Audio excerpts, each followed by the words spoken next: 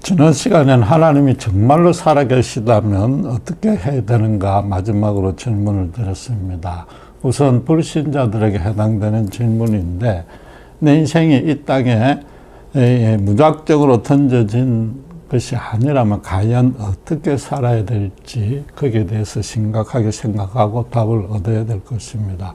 하나님이 정말로 살아계신다고 믿는 신자에게 해당되지 않는 질문이라고 가볍게 봐서는 안 됩니다. 신자도 하나님이 내 인생에 대한 계획을 갖고서 지금 이 자리 이 모습으로 두게 하셨다면은 과연 지금처럼 계속 이 모습으로 살아가도 되는지 한번 심각하게 따져보고 답을 얻어야 되고 실현해야 되는 겁니다. 하나님이 100% 확률로 반드시 실존하시다면 그 다음에는 그분이 과연 어떤 분인지 알아봐야 될 것입니다. 그래서 우선 먼저 그분에 대해서 오해하고 있는 몇 가지를 바로잡고자 합니다. 오늘 첫째 시간으로 흔히들 하나님은 다 똑같은데 믿는 방법만 다르니까 어떤 종교를 택해서 믿어도 된다고 말합니다. 이건 절대로 그렇지 않습니다. 완전히 틀린 말입니다.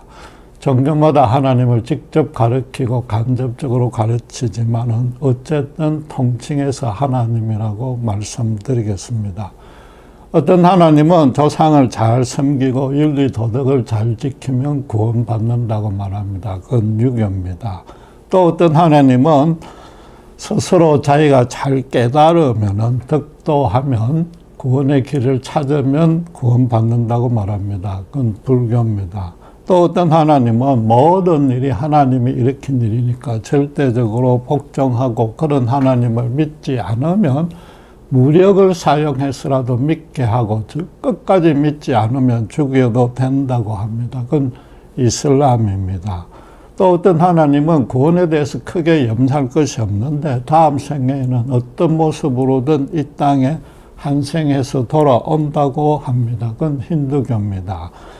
또 어떤 하나님은 자기 민족만을 세계에서 최고로 높여주고 다른 모든 민족들이 자기들의 하나님에게 와서 경배한다고 합니다. 그건 유대교입니다. 그 외에도 열심히 잘 믿으면 복 주고 그렇지 않으면 벌 준다는 하나님이 있는데 그걸 통칭해서 기복적인 종교라고 그러고, 또 착하게 살면 구원받고 죄를 지으면 심판받는다고 말하는 종교가 있는데 그건 행위 구원이라고 통칭합니다.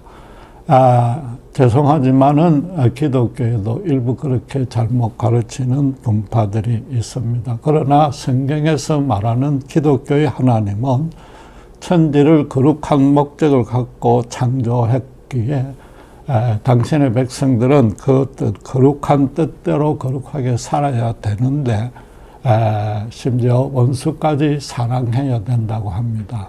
또 그러기 위해서는 그 전에 죄부터 당신께서 깨끗게 해준다고 합니다. 그건 기독교의 하나님입니다.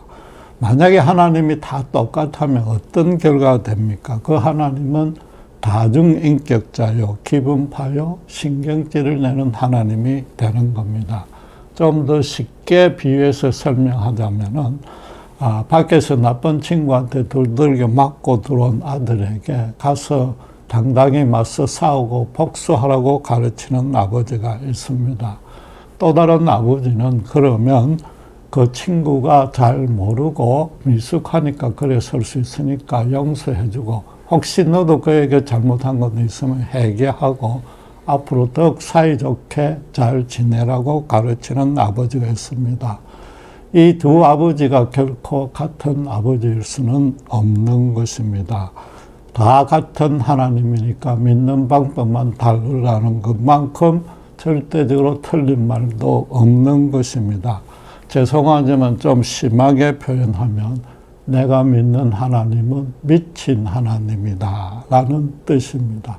그게 아니면 자기가 정했거나 자기가 만든 하나님을 믿겠다는 것이며 결국은 그것은 내가 하나님이라는 뜻입니다. 참고로 그것을 기독교에서는 가장 큰 죄라고 말합니다. 만약에 그런 하나님이 있다면은, 정말로 하나님이 있다면 자기가 하나님이 되겠다는 것만큼 큰 죄는 없을 것 아닙니까?